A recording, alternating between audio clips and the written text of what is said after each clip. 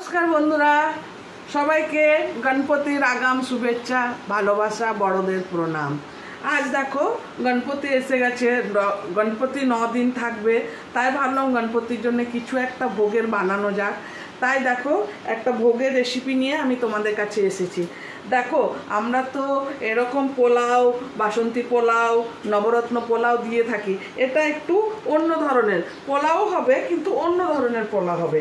এটা মহাপ্রভু জগন্নাথের খুব পছন্দের একটা রেসিপি। এটার নাম হচ্ছে কণিকা ভোগ। তো এটা আমি কি করে বানাই তুমি দেখো। জগন্নাথ মহাপ্রভু যে 56 ভোগ হয়, তার মধ্যে এটা একটা ভোগ। তো আমি বানাবো, তোমরা সঙ্গে থাকো, দেখতে থাকো। এই যে চাল, এই যে দেখো আমি এই ভোগের জন্য বানাচ্ছি, তাই অল্প একটু আধা গ্লাস চাল নিয়েছি।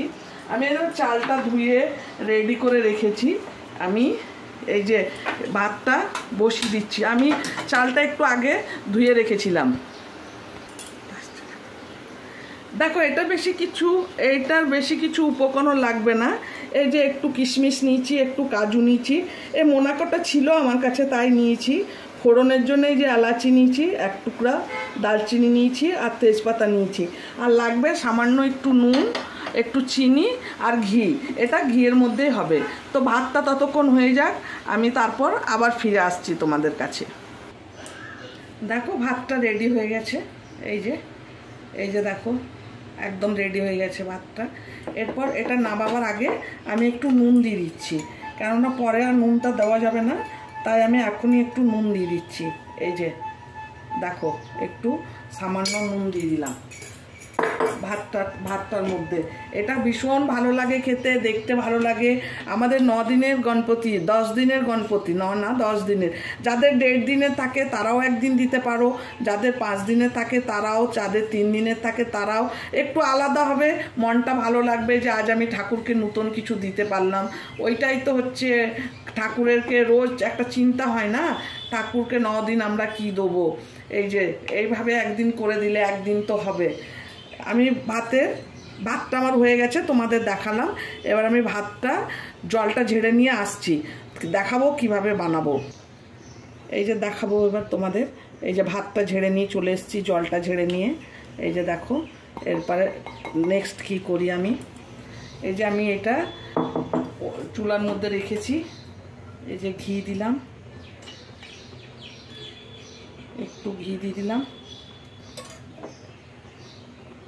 এই যে আমি এবার তেজপাতাটা দিয়ে দিচ্ছি। এই যে তেজপাতাটা দিয়ে দিচ্ছি। এই যে এলাচি, দালচিনি দিয়ে দিলাম।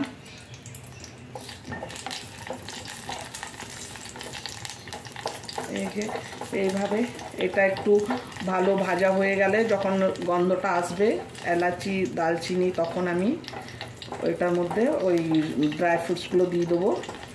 এই যে দেখো তোমরা একদিন বানাবে, আর তোমাদের ভালো লাগলো কিনা বলবে। এই যে আমি একদিন পুরো প্লেটেটা, আজকে তো আমি খালি এই যে একটাই দেখালাম, ভাতেরই খালি রেসিপিটা দেখালাম, ভাত না পোলাওয়ের একটা রেসিপি তোমাদের দেখালাম। একদিন আমি পুরো প্লেটটা রেডি করে তোমাদের সামনে নিয়ে আসবো গণপতির, তোমাদের জন্য আমি। তোমরা বলবে ওটা কেমন লাগলো।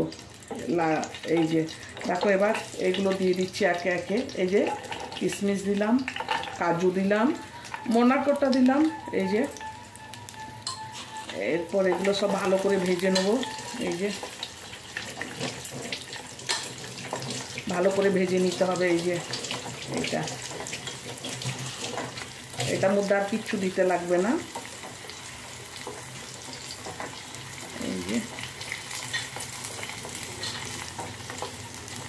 এইভাবে ভেজে নিয়ে তারপর আমি এটার মধ্যে ঢেলে দেবো।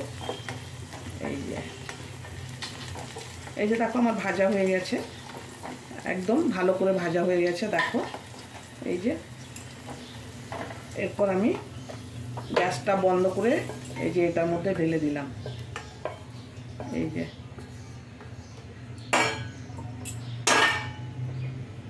এরপর এটার মধ্যে আমি একটু চিনি দিয়ে দেবো, সামান্য অল্প একটু। এই যে একটু চিনি দিলাম টেস্ট অনুযায়ী। এই যে এরপর ভালো করে নাড়িয়ে সব মিক্স করব। এই যে এইভাবে এই যে দেখো আমার এই যে ভোগের পোলাও রেডি। এই যে দেখো এটাও এক ধরনের পোলাও, দেখো এই যে, চলো তোমাদের দেখ, এই যে দেখো ভোগের পোলাও রেডি। এইভাবে তোমরা বানাবে আর গণপতিকে একদিন নিশ্চয়ই দেবে। আর তোমাদের কেমন লাগলো রেসিপিটা সেটা বলবে।